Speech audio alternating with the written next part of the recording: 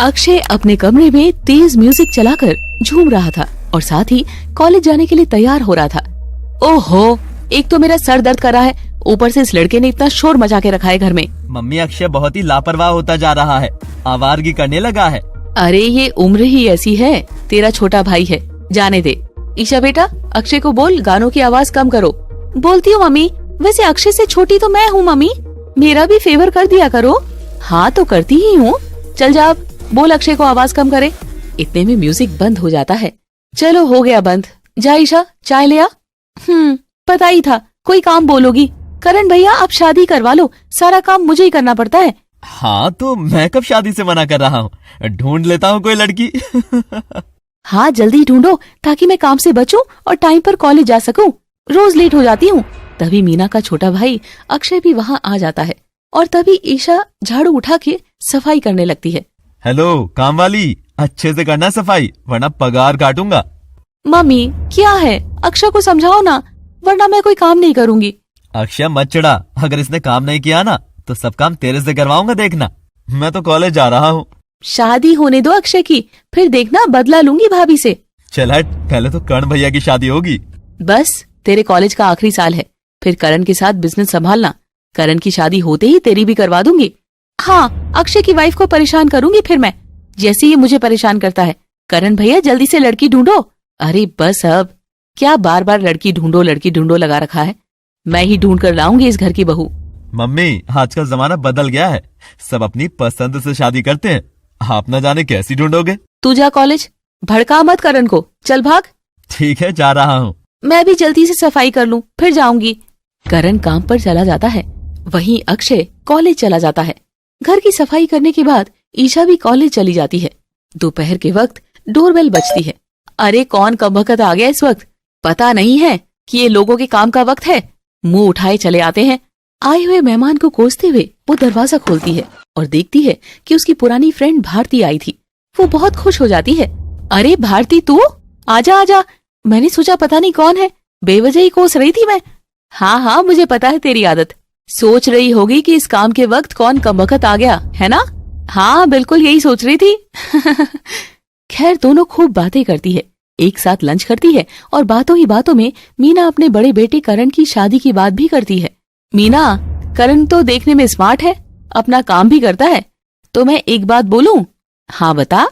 हमारे पड़ोस में एक लड़की रहती है, रोशनी नाम है, काफी अमीर घर से है, उसके पेरेंट्स भी लड़का ढूंढ रहे हैं। तू कहे तो करण की बात चला दूं? नेकी और पूछ अमीर घर की लड़की ही चाहिए मुझे तो। तभी तो कह रही हूँ, बस तू जल्दी से जल्दी कर ये काम। करण की शादी हो जाए तो अक्षय की भी करनी है। चिंता ही मत कर, अक्षय के लिए भी कोई सोने की मुर्गी ढूंढ ही दूंगी। हाँ सोने की मुर्गी ही चाहिए, पहले करण वाली मुर्गी आए फिर अक्षय की बारी है। 2 दिन बाद दोपहर के वक्त मीना के पास भारती की कॉल आती है। कॉल पर, हेलो मीना, मैंने बात कर ली थी रोशनी के पेरेंट्स से, करण की फोटो भी दिखा दी। अच्छा क्या बोले वो? उन्हें सब ठीक लग रहा है, बाकी वो मिलना चाहते हैं, पूछ रहे थे कि संडे को सब आ जाएंगे क्या यहाँ। हाँ बिल्कुल आ जाएंगे, तू भी तो होगी साथ में। ठीक है मैं घर पर बात करती हूँ। मीना बहुत खुश थी, उसने तो रोशनी को अपनी बहू मान ही लिया था। रात को जब सभी डिनर कर रहे थे तो मीना बात शुरू करती है। सब खाने में घुसे पड़े हैं, कोई मेरी तरफ भी तो देखो। क्यों मम्मी, फेशियल करवाना है क्या? चल ना पागल। नहीं, आज मम्मी अकेले अकेले मुस्कुरा रही है, शाम से देख रही हूँ मैं। ओह अच्छा, क्या बात है मम्मी, हमें भी बता दो। हाँ सही कहा ईशा, मैं बहुत ही खुश हूँ। वो परसों मेरी सहेली भारती आई थी ना। अच्छा, सहेली से मिलने की खुशी, परसों की खुशी आज बाहर आ रही है। नहीं बेवकूफ, भारती ने करण के लिए एक लड़की बताई है, उनके पड़ोस में है, मुझे तो पसंद है, संडे को उनके यहाँ जाना है। अच्छा तभी आप इतनी खुश लग रही हैं। आपने देख ली लड़की? नहीं देखी, जाकर ही देखेंगे। जब देखी नहीं तो आपको पसंद कैसे आ गई? भारती कह रही थी अच्छा घर है, काफी अमीर है, बस इसीलिए तो फाइनली घर में भाभी आ रही है। ऐसे कैसे? अमीर है तो क्या हुआ, भैया पैसों से शादी थोड़ी करेंगे, लड़की भी तो अच्छी होनी चाहिए। हाँ मम्मी, अक्षय सही कह रहा है, मिलने के बाद ही पता लगेगा। मैं कह रही हूँ ना, अच्छी ही होगी, तू चिंता मत कर, बस संडे को तैयार रहना। ईशा, अक्षय, ठीक है। संडे के दिन मीना अपने तीनों बच्चों के साथ उनके घर के एड्रेस पर पहुंच जाती है। भारती भी वहां आ जाती है। अभी तक सभी घर को बाहर से ही देख रहे थे। मम्मी, ये तो बहुत बड़ा घर है, मुझे तो नहीं लगता कि ये रिश्ता करेंगे, हम तो मिडिल क्लास हैं। उन्हें करण जैसा लड़का ही चाहिए, सब पता है उनको। हाँ, मैंने सब बता दिया। अब अंदर भी चलेंगे या बाहर ही रहना है? चलो। तो सभी घर के अंदर जाते हैं। सामने से घर से पहले सांवले रंग की एक लड़की खुद उनका स्वागत करती है। उसने वेस्टर्न ड्रेस पहनी हुई थी। वो लड़की काफी मॉडर्न थी। आइए आइए, मम्मी पापा जल्दी आइए। बेटा, रोशनी की बहन हो क्या तुम? जी नहीं, मैं ही रोशनी हूँ। ये सुनकर सब हैरान थे, लेकिन मीना सबसे ज्यादा हैरान हो गई थी। तभी रोशनी के मम्मी पापा भी वहाँ आ जाते हैं। अरे रोशनी बेटा, तुम तैयार नहीं हुई अभी तक? आइए आइए बहन जी, हम रोशनी के मम्मी पापा हैं। ईशा भैया, मम्मी का एक्सप्रेशन तो देखो, लगता है पसंद चेंज हो जाएगी मम्मी की अब। चुप कर, घर जाकर बात करेंगे अब।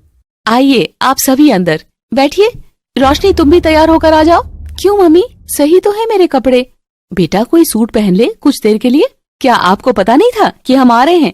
मेरा मतलब रोशनी ने ऐसे कपड़े पहने हैं ना।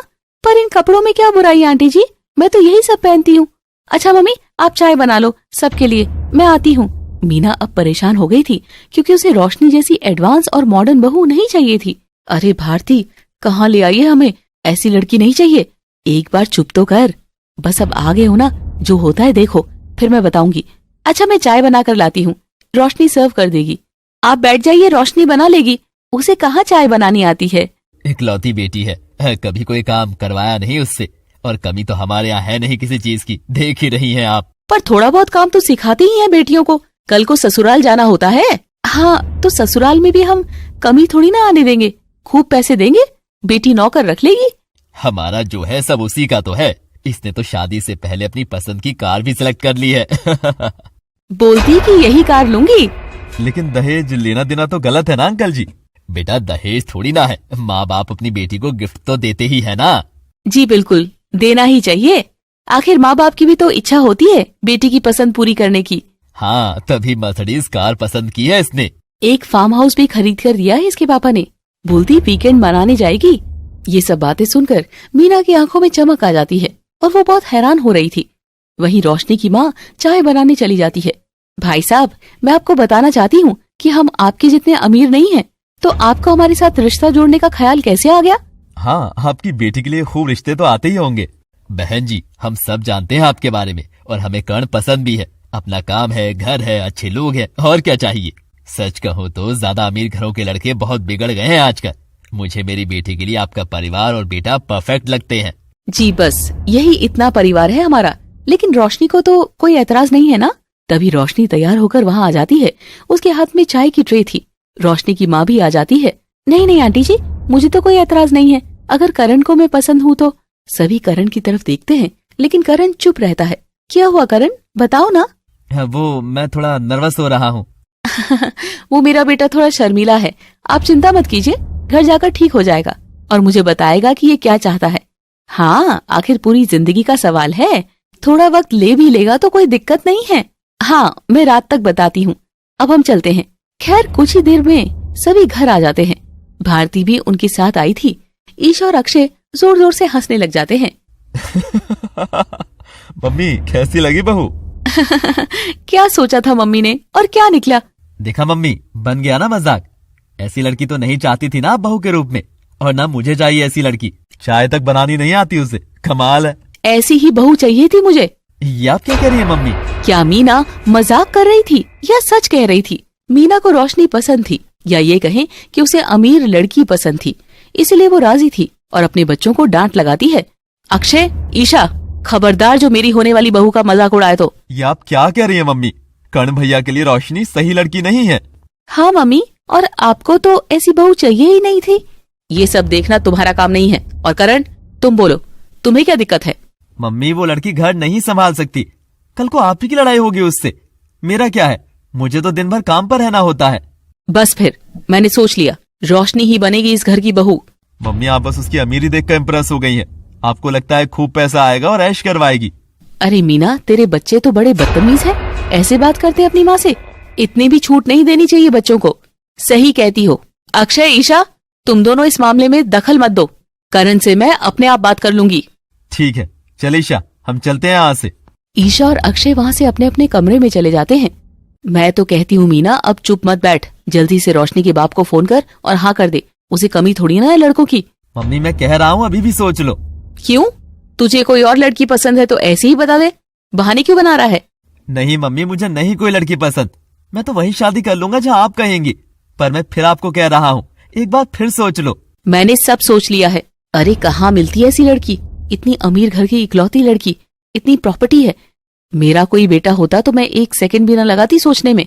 वही तो मैं कह रही हूँ, आखिर भारती अपनी है तभी इतना सोच रही है ना, और क्या। तो चल फोन कर जल्दी से रोशनी के पापा को। न जाने करण क्या सोच रहा था। वो अपनी मम्मी से बार बार कहता है पर मीना उसकी एक नहीं सुनती।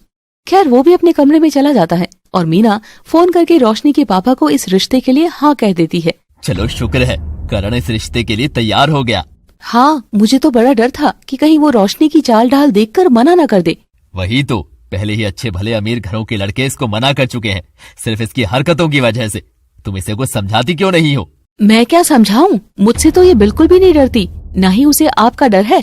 इतनी जिद्दी और बदतमीज है। कल को शादी होगी शिकायतें ही लाएगी। खैर ये तो मिडिल क्लास लोग हैं, इन्हें तो हम पैसों से भी दबा सकते हैं। तभी तो ऐसा घर देखा है ना। यहाँ हमें पता लगता है कि रोशनी के मम्मी पापा ने उसके लिए मिडिल क्लास घर क्यों देखा था। तभी रोशनी भी वहाँ आ जाती है और वो समझ गई थी कि उसी की बातें हो रही थी। क्या चुगलियाँ हो रही है, मेरी बातें कर रहे हैं ना मम्मी पापा आप? हाँ बेटा, हम कह रहे थे कि अब तेरी शादी होने वाली है और तू अपना व्यवहार और तौर तरीके बदल ले। क्यों बदल लूं? शुरू से आपने मुझे ऐसे ही पाला है, अभी इस उम्र में आकर मैं क्या बदलूं खुद को? बेटा ससुराल में ऐसे नहीं चलता है। कपड़े पहनना, बोलना, खाना पीना, हर चीज का ध्यान रखना पड़ता है। ओफो मामी, ये सब मुझे मत सिखाओ, मैं उनको अपने हिसाब से सेट कर लूंगी। सेट तो क्या ही करोगी, मुझे तो लगता है कि उनका घर भी अपसेट कर दोगी तुम। ऐसा कुछ नहीं है, ये तो बस मैं आपके सामने ही नखरे करती हूँ, वहाँ थोड़ी ना करूंगी। अच्छी बात है बेटा, अगर सही से रहेगी तो तू ही खुश रहेगी। हाँ वही तो, इतनी समझ तो है ही मुझ में। वहीं मीना के तीनों बच्चे इस बात से हैरान थे कि मीना ने ऐसा डिसीजन लिया था। अक्षय और ईशा तो बिल्कुल भी खुश नहीं थे। देखो बच्चों, अब रोशनी इस घर की होने वाली बहू है, ये तो फाइनल हो ही चुका है। अब तुम तीनों ऐसे मुंह बनाकर मत बैठो। मम्मी हम तो कोई मुंह नहीं बना रहे, बस आपने डिसाइड कर लिया है तो ठीक है। हाँ अक्षय, ईशा तुम भी समझ लो, आज से वो तुम्हारी भाभी है। ठीक है मम्मी, हमें कोई एतराज नहीं है। हाँ मम्मी, आई विश सब अच्छा ही रहे। खैर धीरे धीरे सभी नॉर्मल हो जाते हैं और रोशनी को परिवार का हिस्सा मान चुके थे। करण और रोशनी के बीच बातें होने लगती है। 4 महीने बाद उनकी बड़ी धूमधाम से शादी भी हो जाती है। उस वक्त रोशनी का गृह प्रवेश हो रहा था। घर में थोड़े ही मेहमान थे। वेलकम होम भाभी। बेटा आज से ये घर तुम्हारा, अब तुम इस परिवार का हिस्सा हो। ओके मामी, मेरा घर है तो मैं जरा देख लूं घर को। हाँ देख लेना आराम से, अब तो यहीं रहना है, पहले कुछ रस्में तो कर लें। अरे नहीं भारती आंटी, बस 2 मिनट लगेंगे। रोशनी सारी रस्में छोड़कर घर का एक एक कमरा देखने लगती है और मुंह बनाने लगती है। और वहीं औरतों में उसकी चर्चा शुरू हो जाती है। भाई ये कौन सा तरीका है गृह प्रवेश का? घर में आई नहीं पूरी तरह, पहले ही घर देखने लग गई है। कमाल की बहू लाई है मीना। वो मैंने ही बोला था रोशनी को, आजकल मॉडर्न जमाना है, ये सब चलता है। तभी ईशा अपनी भाभी के पास जाती है। भाभी चलो, सभी मेहमान बातें बना रहे हैं। अरे बोलने दो, लोगों की तो आदत होती है बकबक करने की। खैर सारी रस्में हो जाती है। अगले दिन रोशनी के पापा मर्सिडीज कार भिजवा देते हैं और एक बड़ा सा सूटकेस भी भेजा था जिसमें रोशनी की सास, देवर और ननद के लिए कुछ कपड़े और गिफ्ट्स थे। वो पापा ने कार भिजवा दी है और ये आप सबके लिए कुछ गिफ्ट्स लाई थी मैं, लीजिए। रोशनी बेटा इतना सब लाने की क्या जरूरत थी? रोशनी सभी को 2-2 गिफ्ट्स देती है। हाँ भाभी इतना क्यों लाई आप? वैसे थैंक यू, बड़े महंगे महंगे सामान लग रहे हैं ये सब तो। हाँ सस्ते सामान तो मैं लेती ही नहीं, आखिर अमीर बाप की इकलौती औलाद हूँ। रोशनी मैं तो कहता हूँ कि तुम कार मत लो, मुझे अच्छा नहीं लग रहा कि तुम उनसे कार लेकर आई हो। अरे आपको क्यों नहीं अच्छा लग रहा? कार तो मैं अपने लिए लाई हूँ। हाँ बेटा तो क्या हुआ, अपने पापा से लेने में क्या बुराई है? बहू को यही कार चाहिए थी, तू ज्यादा मत सोच करण। तभी डोरबेल बजती है और अक्षय दरवाजा खोलता है। सामने 2 लड़के खड़े थे। आप कौन है? सर हम इंटीरियर डिजाइनर हैं, हमें बुलाया गया था। यहाँ आई थिंक आप गलत एड्रेस पर आ गए हैं। तभी रोशनी वहाँ पर आती है। नहीं नहीं देवर जी, मैंने इनको बुलाया है। लेकिन क्यों भाभी, हमें इंटीरियर डिजाइनर की क्या जरूरत पड़ गई? हाँ रोशनी, बताया भी नहीं तुमने कुछ। वो मुझे मेरे कमरे का इंटीरियर चेंज करवाना है, मुझे कमरा ज्यादा अच्छा नहीं लगा। ये बात सुनकर सभी हैरान हो जाते हैं और करण और अक्षय को गुस्सा भी आता है। तो रोशनी उनको कमरा दिखाती है। भैया ये सब क्या तरीका है? भाभी ने एक बार बताना भी जरूरी नहीं समझा। आखिर हमारा भी तो घर है ये। हाँ, मुझे भी अच्छा नहीं लगा। 2 दिन हुए हैं और अपनी मर्जी चला रही है। जाने दो, इतनी भी बड़ी बात नहीं है। खैर, रोशनी के कमरे का इंटीरियर तो चेंज हो जाता है। वहीं 2 दिन बाद उनके घर पर कुछ बड़ी चीजों का ऑर्डर आता है, जिसमें काफी बड़े बड़े बॉक्स थे। ये इतना सारा सामान हमारे घर में कैसे आया है? मैंने तो कुछ ऑर्डर नहीं किया। हाँ, मैंने भी नहीं किया। मैंने तो किया है ना, पापा ने भिजवाया है। लेकिन है क्या इसमें? कुछ नहीं, थोड़ा किचन का सामान है। वो हमारे पास ओवन नहीं है ना, फिर मैंने सोचा फ्रिज और सब कुछ नया ही ले लेते हैं, अच्छी लगेगी किचन। रोशनी, ये क्या तरीका है? तुम अपनी मनमर्जी चलाती जा रही हो। मम्मी से या मुझसे या किसी से बात करना भी जरूरी नहीं समझती। अरे तो क्या हो गया, क्यों गर्म हो रहे हो? और टेंशन मत लो, पैसे मेरे पापा ने ही दिए हैं। भाभी, बात पैसों की नहीं है। बात यह है कि आप परिवार वालों को इज्जत नहीं दे रही है ना। शांत हो जाए अक्षय, गुस्सा क्यों कर रहा है? आखिर वो इस घर की बहू है, वो चाहे जो मंगवा सकती है। मम्मी, आप समझ नहीं रही हैं। मम्मी, अक्षय सही कह रहा है। रोशनी को पूछना तो चाहिए था ना। ओ अच्छा, तो अपने छोटे भाई के कहने पर मुझसे लड़ाई कर रहे हो? देख लीजिए मम्मी जी, वैसे बात तो सही है भैया की। तुम चुप रहो बंदरिया। ये बात सुनकर ईशा रोते हुए चली जाती है और दोनों भाई नाराज हो जाते हैं। भाभी, आपकी हिम्मत कैसे हुई ईशा को ये बोलने की? खबरदार, चुप करो। रोशनी से किसी ने कुछ कहा तो हिसाब लगा लेना। अब आओ दोनों, घर देखना घर की लेडीज का काम है, बीच में दखल मत दो। अक्षय और करण भी गुस्से में चले जाते हैं। धीरे धीरे रोशनी घर का सारा रूप बदल देती है और महंगे सामानों से घर भर देती है। ईशा भी रोशनी से नाराज रहती है। रोशनी बेटा, तू तो लक्ष्मी बनकर आई है, कितना सुंदर हो गया हमारा घर। हाँ मम्मी जी, ये तो करना ही था मैंने। तो रोशनी ये सब करके अपनी सास को अपनी तरफ कर रही थी और मीना भी रोशनी का ही पक्ष लेती थी। तो एक दिन घर पर सिर्फ मीना और रोशनी ही थे। अचानक उनके घर के बाहर कुछ लोगों का शोर होने लगा और उनके दरवाजे पर जोरदार दस्तक होती है। हे भगवान, इतना शोर! ये कौन हमारा दरवाजा तोड़ रहा है? पता नहीं मम्मी, पुलिस को फोन करूं क्या? लगता है लड़ाई हो रही है। तभी बाहर से किसी आदमी की तेज आवाज आती है। बाहर निकलो, नहीं निकले तो दरवाजा तोड़ दूंगा। हे भगवान!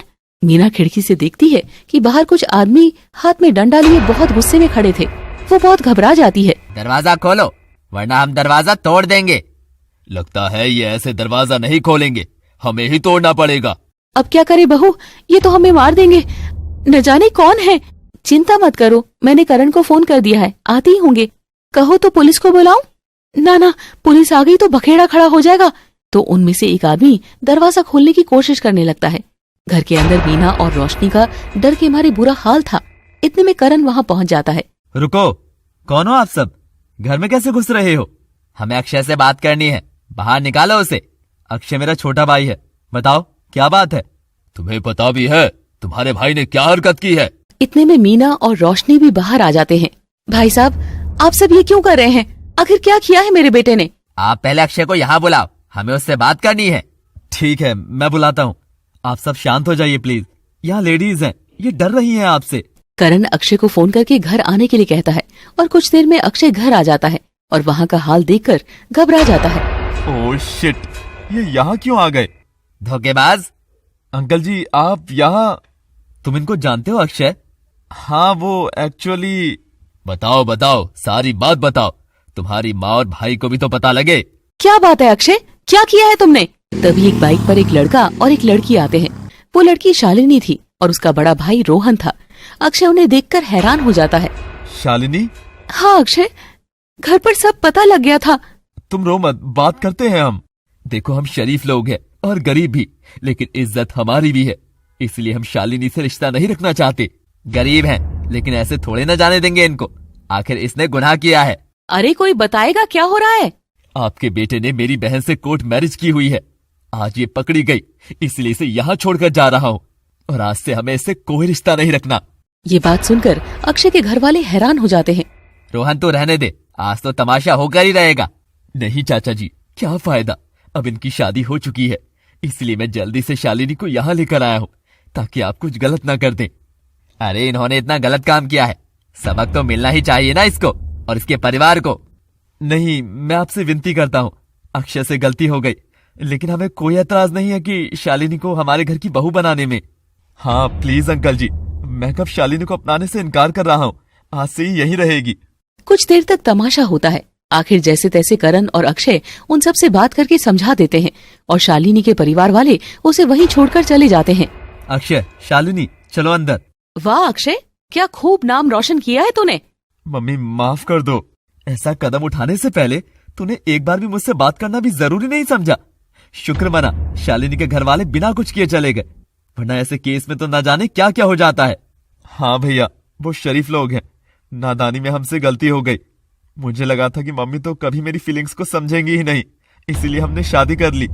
हमें माफ कर दीजिए आप सब, प्लीज। तू तो चुप ही रह, लड़की होकर तुझे शर्म नहीं आई भाग के कोर्ट मैरिज करते हुए। मम्मी, इसमें शर्म वाली क्या बात है? शादी तो हमारी कोर्ट में ही होनी थी, क्योंकि शालिनी के घर वाले भी नहीं मान रहे थे। ऐसे कैसे होनी थी? मुझे पता होता तो मैं कभी ऐसी लड़की से तेरी शादी ना होने देती। क्या हाई क्लास देवरानी आई है मेरी। क्या क्या सपने सजाए थे मैंने तेरी शादी के, और तूने सब पर पानी फेर दिया। मम्मी, आपका व्यवहार ऐसा ना होता तो मुझे कदम कभी ना उठाना पड़ता। जिस तरह से आपने जबरदस्ती करण भैया की शादी करवा दी, वैसे मेरी भी करवा देती। चुप कर अक्षय, ये सब बोलने का कोई मतलब नहीं बनता। अच्छा, तो करण ने मुझसे जबरदस्ती शादी की है? मुझे तो पता ही नहीं था। नहीं नहीं रोशनी बेटा, ऐसी बात नहीं है।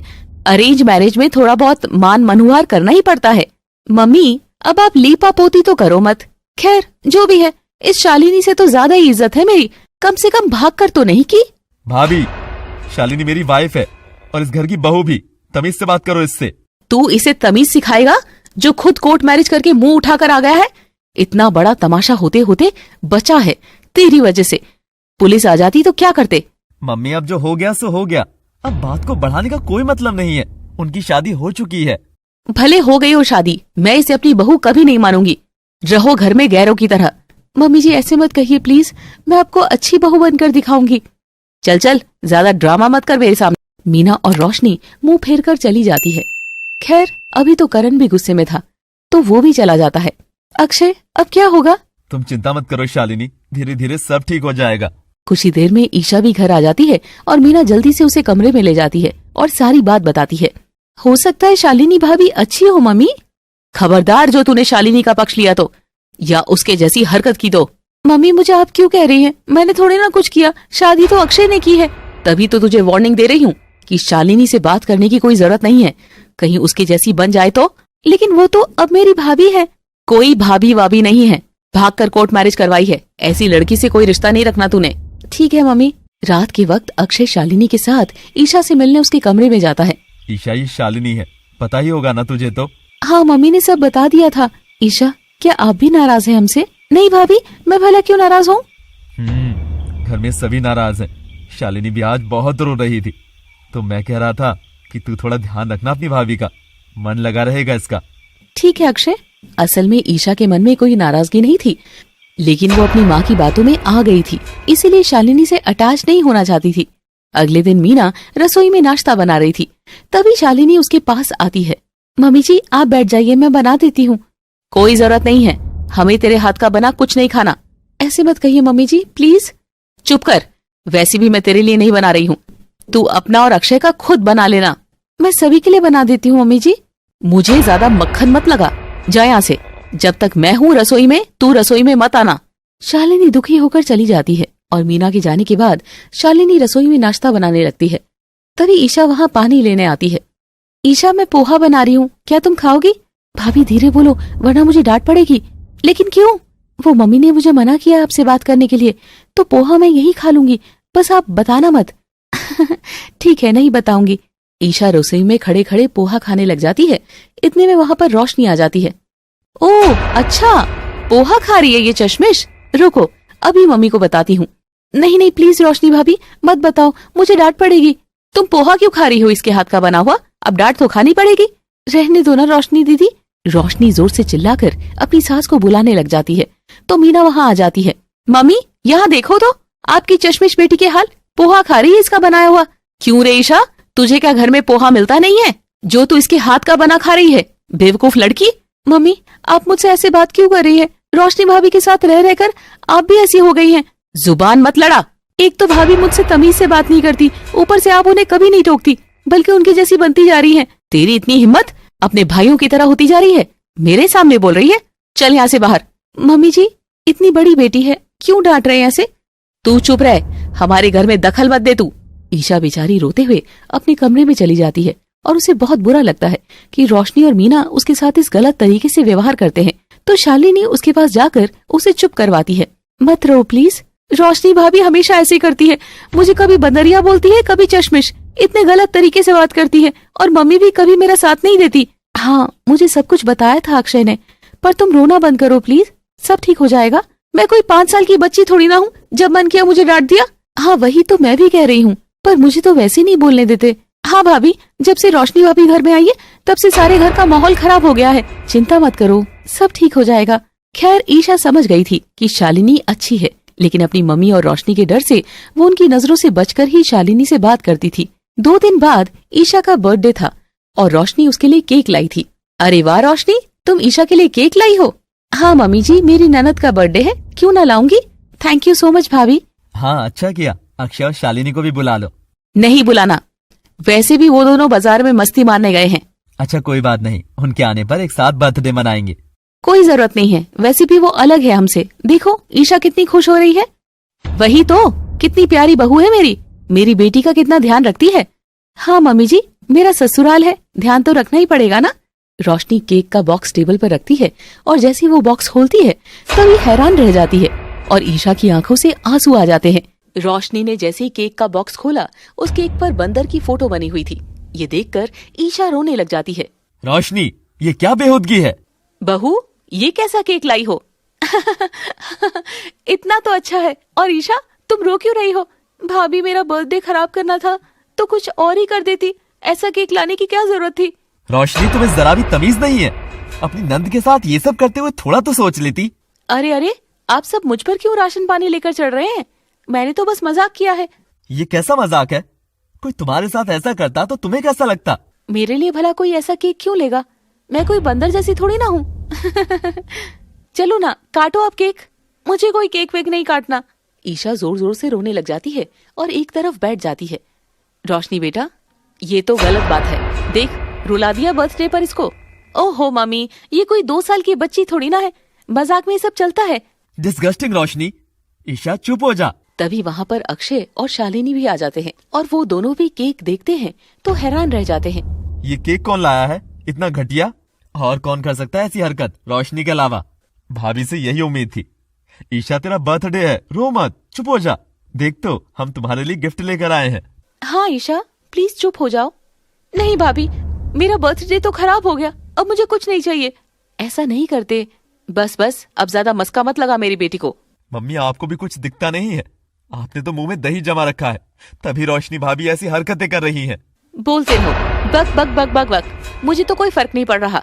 हद कर दी रोशनी ने तो करण गुस्से में वहाँ से चला जाता है। वहीं अक्षय और शालिनी ईशा को चुप करवाते हैं और गिफ्ट देते हैं। चलो गिफ्ट खोलो ना ईशा, और बताओ कैसा है। भाभी, कहीं आपने भी तो रोशनी भाभी की तरह मेरा मजाक नहीं किया ना? मुझे बिल्कुल अच्छा नहीं लगेगा। नहीं पागल, तेरे साथ थोड़ी ना ऐसा कुछ करेंगे, मेरी छोटी बहन है तू तो। ईशा गिफ्ट खोलती है तो उसमें बहुत सुंदर हैंडबैग था। वो बहुत खुश हो जाती है। वाह, इतना सुंदर हैंडबैग, थैंक यू भाभी, थैंक यू सो मच। देखा, मैंने कहा था ना, अच्छा गिफ्ट है। तभी ईशा खुश होकर शालिनी को गले से लगा लेती है और रोशनी चिढ़ जाती है। बस कर ईशा, ज्यादा चिपक मत। ऐसा ही करूंगी मैं, अब आप मुझे मत रोको मम्मी। देखो तो मम्मी, जुबान लंबी होती जा रही है आपकी बेटी की। रोशनी भाभी से मुझे कोई बात नहीं करनी, आज से बस शालिनी भाभी से ही बात करूंगी, वही मेरी असली भाभी है। ईशा, तेरा बर्थडे ना होता तो एक थप्पड़ लगाकर तुझे बताती मैं। वो तीनों मीना की बात को इग्नोर कर देते हैं। चल ईशा, बैठते हैं एक साथ, मैं कुछ खाने के लिए ऑर्डर करता हूँ। हाँ चलो। तीनों वहाँ से चले जाते हैं। देखो तो मम्मी, आपकी बात को कैसे इग्नोर किया है तीनों ने, जैसे कोई गली का कुत्ता भौंक रहा हो। मीना गुस्से से रोशनी की तरफ देखती है और चली जाती है। वहीं अब ईशा बेफिक्र होकर शालिनी से बातें करती थी और ननद भाभी का ये रिश्ता काफी अच्छा चल रहा था। लेकिन रोशनी को ये बात बहुत चुभ रही थी। आजकल तो मेरी बेटी मेरी एक नहीं सुनती, हर वक्त शालिनी से चिपकी रहती है। शालिनी ने ईशा को अपने काबू में कर लिया है, न जाने क्या टोना किया है। मन तो करता है इस शालिनी को घर से बाहर निकाल दूं, फटीचर कहीं की।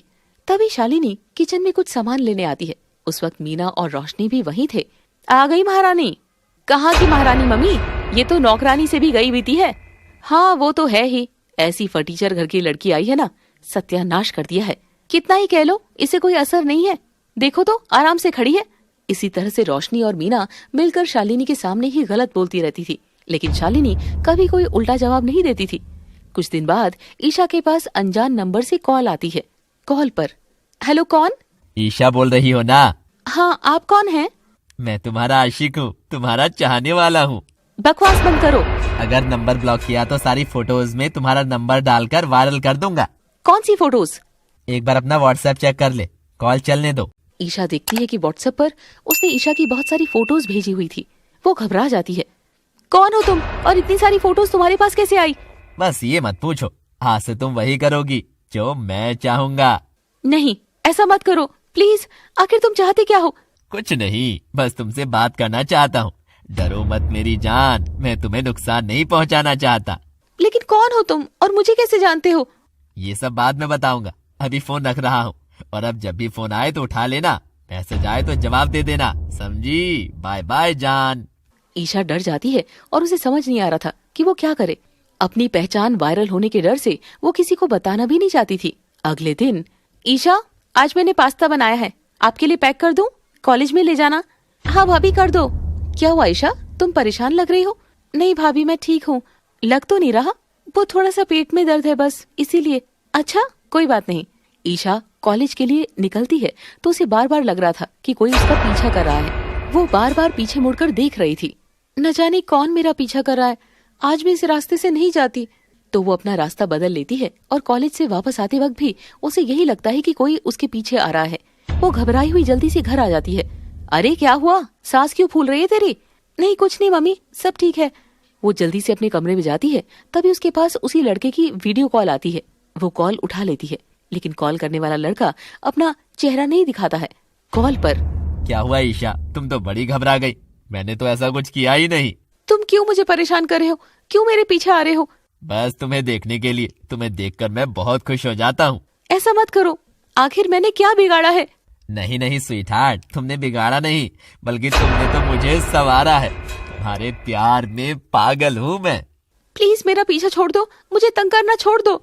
मैं तुम्हें तंग नहीं कर रहा, मैं चाहता हूँ कि तुम भी मुझसे प्यार करो, बात करो बस।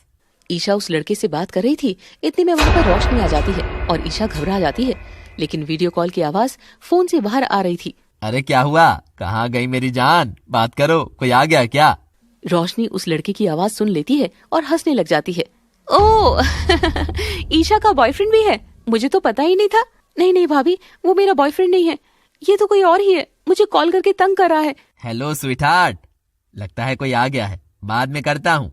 कॉल कट हो जाता है। ईशा डर गई थी और रोशनी मुस्कुराने लगती है। अच्छा तंग कर रहा है और तुम वीडियो कॉल पर बात कर रही हो? तुमने मुझे पागल समझा है? प्लीज मेरा यकीन कीजिए, सच में ये लड़का मुझे तंग कर रहा है। अब देखो, घर में सबको बताती हूँ, फिर देखना क्या हाल होता है।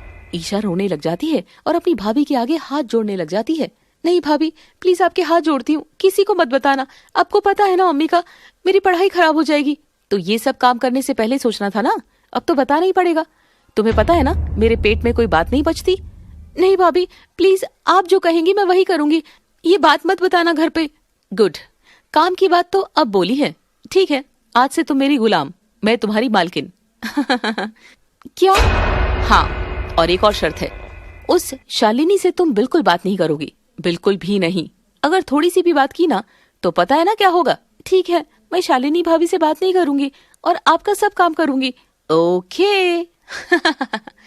उस दिन से ईशा शालिनी से बात नहीं करती है और शालिनी जब भी उससे कुछ पूछती तो ईशा बिना जवाब दिए वहाँ से चली जाती है। ये ईशा को क्या हो गया है, आजकल मुझसे बात ही नहीं करती, ना मेरी किसी बात का जवाब देती है। वहीं रोशनी अब अपना हर काम ईशा से ही करवाती थी। लगता है मेरी बेटी में सुधार आ गया है, आजकल तो शालिनी से बोलती ही नहीं है।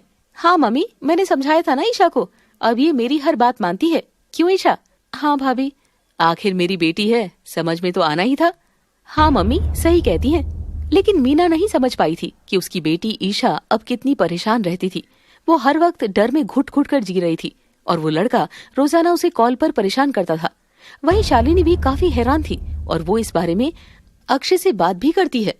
अक्षय, न जाने ईशा को क्या हो गया है, वो आजकल मेरी किसी बात का जवाब नहीं देती है और बड़ी गुमसुम सी रहती है, बस रोशनी दीदी के आगे पीछे घूमती रहती है। अच्छा, लेकिन ईशा तो ऐसी नहीं है। वही तो मैं सोच रही हूँ, कुछ है जो उसे परेशान कर रहा है। हमें इसके बारे में पता लगाना होगा। 2 दिन बाद सुबह के टाइम ईशा कॉलेज जा रही थी। तभी उसके पीछे से बाइक पर ब्लैक हेलमेट पहने 2 लड़के आते हैं और पीछे बैठा लड़का ईशा का हाथ पकड़ लेता है। छोड़ो मुझे, छोड़ो, बचाओ बचाओ, मुझे छोड़ो। तुझे बचाने के लिए कोई नहीं है यहाँ। छोड़ो मुझे, तुम वही हो ना जो मुझे कॉल करते हो? प्लीज मुझे छोड़ दो। आखिर तुमने मुझे पहचान ही लिया, डरो मत यार। तभी वो लड़का उसका हाथ छोड़ देता है और ईशा जल्दी से भागती हुई वापस घर आ जाती है। अरे ईशा, तुम तो कॉलेज गई थी ना, घर कैसे आ गई? वो मम्मी, मेरी कुछ तबीयत ठीक नहीं लग रही थी तो मैं वापस आ गई। अच्छा चल, आराम कर ले। हाँ, मैं कमरे में जा रही हूँ। वहीं शालिनी देखती है कि ईशा काफी घबराई हुई थी और ईशा जैसे ही कमरे में जाती है उसके पास फिर से उस लड़की की कॉल आती है, पर वो कॉल नहीं उठाती। लेकिन 3-4 बार कॉल आने पर ईशा को फोन कॉल उठानी पड़ती है। कॉल पर, क्यों तुम मुझे तंग कर रहे हो? हाँ, क्या प्रॉब्लम है? मैंने कब तंग किया है बेबी, सिर्फ हाथ ही तो पकड़ा था। ऐसे मत करो, आखिर तुम्हें क्या चाहिए? प्लीज ऐसे मत करो। मुझे तो बस तुम ही चाहिए हो। और तुम घर क्यों आ गई? तुमने मेरा जीना हराम कर रखा है। अब मुझे कॉलेज जाने से भी डर लगता है। क्यों मेरी जिंदगी खराब करने पर तुले हो? मैं तुम्हारी जिंदगी खराब नहीं कर रहा, मैं तो बस तुमसे प्यार करता हूँ और तुम्हारा प्यार पाना चाहता हूँ। ईशा जोर जोर से रोने लग जाती है और वो अपना फोन स्विच ऑफ कर लेती है। मैं ऐसी जिंदगी नहीं जी सकती, मेरा जीना मुश्किल हो रखा है। इससे अच्छा मैं मर ही जाऊं। तभी ईशा बाथरूम में जाती है और वहां से फिनाइल की बोतल उठा लेती है। मुझे माफ कर देना सभी। और शालिनी भाभी, खासकर आप। ईशा फिनाइल पीने वाली होती है कि इतने में शालिनी उसे धक्का देकर बोतल गिरा देती है। ईशा, ये क्या कर रही हो आप? भाभी, आप क्यों आई है? आप जाइए। आखिर क्या हो रहा है ईशा? ये क्यों करने जा रही थी? शालिनी और ईशा दोनों ही रोने लग जाते हैं और शालिनी उसे गले से लगा लेती है। क्या हुआ ईशा, मुझे बताओ। बताना ही पड़ेगा। नहीं भाभी, मुझे मरने दो प्लीज, मुझे नहीं जीना। ऐसे नहीं बोलते, तुम मेरी छोटी बहन जैसी हो। प्लीज ईशा, मुझे बताओ क्या चल रहा है। भाभी, मेरी जिंदगी खराब हो गई है। एक लड़का मुझे इतना परेशान करता है कि मेरा जीना मुश्किल कर दिया है। तो ईशा उसे सारी बात बताती है और वो भी बताती है कि कैसे रोशनी ने इस बात का फायदा उठाया था और शालिनी से दूर किया था। इसका मतलब रोशनी दीदी तुम्हें टॉर्चर कर रही है और इसी कारण तुम मुझसे बात नहीं करती थी। हाँ भाभी, उन्होंने मुझे धमकी दी थी कि वो घर पर सब बता देगी, फिर मम्मी मेरी पढ़ाई बंद करवा देती। तुम मुझसे बात तो करती एक बार। मैं डर गई थी भाभी, मुझे कुछ समझ में नहीं आ रहा था। मुझे मरने के अलावा कोई रास्ता ही नहीं नजर आया। सच में तुम पागल हो। तुम चिंता मत करो, बिल्कुल भी। अब देखना, अक्षय से मैं बात करूंगी, सब ठीक हो जाएगा। नहीं होगा। ठीक कैसे होगा? उसके पास मेरी फोटोज हैं। बस तुम चुप रहो और तुम्हें मेरी कसम है, दोबारा मरने के बारे में सोचा भी तो मैं भी मर जाऊंगी, देखना। नहीं भाभी।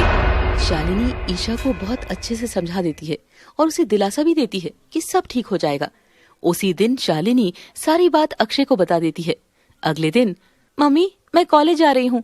ठीक है मम्मी, मुझे भी आज थोड़ा काम है, बाजार जाकर आना है। हाँ जा आना, अभी सुबह सुबह तो कहाँ जाएगी? मम्मी सुबह ही थोड़ा काम है, मैं आ जाऊंगी थोड़ी देर में। ठीक है। एक तरफ ईशा कॉलेज के लिए निकल जाती है और दूसरी तरफ रोशनी किसी काम से बाहर गई थी। पिछली बार की तरह बाइक पर हेलमेट पहने एक लड़का ईशा के पास आता है और उससे बात करने लगता है। ईशा आ जाओ, पीछे बैठ जाओ, मैं तुम्हें छोड़ देता हूँ। तुम जाओ यहाँ से, मुझे तुमसे कोई बात नहीं करनी। क्यों नहीं करनी? आज मैं अकेला आया हूँ ताकि तुम्हें मेरे साथ बैठा सकूं। कहाँ ना जाओ यहाँ से। वो लड़का जबरदस्ती ईशा का हाथ पकड़ने लगता है। इतने में पीछे से अक्षय आता है और उस लड़के को बाइक से गिरा देता है और उसकी पिटाई करने लगता है। कौन है तू? परेशान करता है मेरी बहन को, अभी मजा चखाता हूँ। यही लड़का तंग करता है मुझे, रोज पीछा करता है। तभी अक्षय उसका हेलमेट हटा देता है और उसे थप्पड़े लगाता है। लड़का घबरा जाता है। भैया मुझे छोड़ दो, आगे से कभी नहीं करूँगा। अच्छा, पर है कौन तू? और चल पुलिस के पास, तुझे मैं बताता हूँ। नहीं नहीं, ऐसा मत करो भैया, मैं अभी फर्स्ट ईयर में ही हूँ, मेरी जिंदगी खराब हो जाएगी और आगे से ईशा को नहीं तंग करूंगा मैं। ऐसे कैसे छोड़ दूं तुझे? अब तो मैं तेरे घर तक जाऊंगा।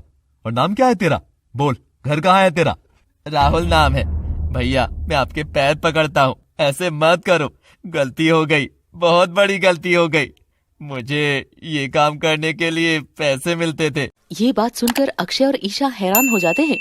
तभी अक्षय के पास करण की कॉल आती है। करण घबराया हुआ था। कॉल पर, जल्दी घर आ अक्षय। क्या हुआ भैया, आप डरे हुए क्यों हैं? बस तू जल्दी आ, बताता हूँ मैं तुझे बात। भैया मैं किसी मुसीबत में हूँ, अभी मैं घर नहीं आ सकता। क्या हुआ? अब तो कौन सी मुसीबत में पड़ गया? वो सब आपको बाद में बताऊंगा। अक्षय, रोशनी को किडनैप कर लिया गया है। क्या? रोशनी भाभी को किडनैप कर लिया? हाँ, पता नहीं सुबह कहाँ गई थी और अभी फिरौती के लिए फोन आया था। आप चिंता मत करो भैया, मैं अभी पुलिस स्टेशन में ही जा रहा हूँ। मैं करता हूँ आपसे बात। अक्षय फिर से राहुल को धमकी देता है। क्यों? ये सब क्यों हो रहा है? कुछ समझ नहीं आ रहा। पुलिस जरूर हमारी हेल्प करेगी, पहले तो इसे पुलिस के पास लेकर चलते हैं। नहीं नहीं भैया, ऐसा मत करो। अब मुझे पता है रोशनी दीदी कहाँ है। क्या? तुम्हें कैसे पता? और तुम रोशनी भाभी को कैसे जानते हो? ये सब मैं आपको बाद में बताऊंगा। आप मुझे पुलिस के पास मत लेकर जाओ बस। ठीक है, चल अपनी बाइक को उठा और लेकर चल मुझे। हाँ भैया, लेकर चलता हूँ। राहुल अपनी बाइक को उठाने लग जाता है। तभी अक्षय ईशा से कुछ कहता है। ठीक है ईशा, तुम घर जाओ, मैं इसके साथ जा रहा हूँ। रोशनी भाभी को लेकर आता हूँ। ठीक है भैया। तभी अक्षय उसके साथ चला जाता है। तो राहुल अक्षय को एक सुनसान बिल्डिंग में ले जाता है। वो बिल्डिंग की चौथी मंजिल पर जाते हैं तो देखता है कि वहाँ काफी सारे लड़के भी खड़े थे और उन्होंने रोशनी को कुर्सी से बांधा हुआ था। भाभी, मुझे बचाओ अक्षय। चिंता मत करो, मैं आ गया हूँ ना। तभी राहुल और बाकी सभी लड़के जोर जोर से हंसने लग जाते हैं और अक्षय को घेर लेते हैं। आ तो गए हो, वापस थोड़ी ना जाओगे। अब तो पूरी वसूली करके ही जाएंगे हम। लेकिन तुम हो कौन और रोशनी भाभी को क्यों किडनैप किया है? वो तो रोशनी दीदी ही बता सकती हैं। बताओ रोशनी दीदी। तभी रोशनी शर्म से अपनी गर्दन झुका लेती है। अच्छा, मैं बता देता हूँ। असल में मुझे रोशनी दीदी ने पैसे दिए थे ईशा को परेशान करने के लिए, इसलिए मैं उसे बार बार कॉल करता था और उसका पीछा करता था। क्या? लेकिन क्यों? क्यों तो पता नहीं, ये तो घरेलू मसला है, मुझे नहीं पता। भाभी, आपने ऐसा क्यों किया? मुझसे गलती हो गई। मैं चिढ़ती थी कि ईशा और शालिनी के बीच का रिश्ता मजबूत होता जा रहा है और मैं बस ईशा को अपने बस में करना चाहती थी। और हमें पता था कि रोशनी के पास खूब पैसे हैं, तो हमने सोचा थोड़े थोड़े पैसे लेने की बजाय एक साथ ही निकाल लिए जाएं। और जब आज ये सुबह हमें पैसे देने आई थी तो हमने इन्हें किडनैप कर लिया। लेकिन इस अक्षय की वजह से सारा प्लान चौपट हो गया, क्योंकि आज मैं ईशा को भी किडनैप करने वाला था। खैर, ईशा की जगह अक्षय का किडनैप हो गया। अक्षय और रोशनी उन सब के बीच में फंस चुके थे। तभी अचानक से पुलिस वालों की आवाज आती है। तुम्हें चारों तरफ से घेर लिया गया है, कोई चालाकी मत करना। ओह नो, ये क्या? पुलिस कैसे आ गई? मुझे मेरी जान प्यारी है, मैं तो भाग रहा हूँ यहाँ से। बेवकूफ, कहाँ जाएगा? हर तरफ पुलिस है। तुम्हें क्या लगा चालाक सिर्फ तुम लोग ही हो? तुझे तो मैं छोड़ूंगा नहीं। अब पुलिस तुझे नहीं छोड़ेगी, अब कहाँ बचकर जाएगा? तभी राहुल एक चाकू से अक्षय पर हमला करने वाला होता है, लेकिन एक पुलिस वाला उसके पैर में गोली मार देता है और राहुल वहीं घायल होकर गिर जाता है। काफी सारे पुलिस वाले वहाँ पहुँच जाते हैं और सभी लड़के भागने की कोशिश करते हैं, लेकिन सभी पकड़े जाते हैं। करण भी बाकी परिवार वालों के साथ वहाँ पहुँच जाता है। अक्षय अच्छा हुआ जो अपनी लोकेशन भेज दी थी और मुझे ईशा ने घर आकर सारी बात बता दी थी। मैंने ईशा को कहा था कि इस लोकेशन पर मुझे फॉलो करना और आपको सारी बात बताए। अच्छा किया, स्मार्ट वर्क किया है तुमने। लेकिन मुझे तो समझ नहीं आता कि इतने दुश्मन बन कैसे गए। आखिर रोशनी और ईशा के साथ ये सब क्यों हुआ? ये सब रोशनी भाभी की वजह से ही हुआ है। तभी अक्षय सभी को रोशनी की सारी सच्चाई बताता है और सभी बहुत हैरान रह जाते हैं। वहीं रोशनी शर्मिंदा होकर एक तरफ खड़ी थी, वो रोने लग जाती है और मीना भी शालिनी से माफी मांगती है।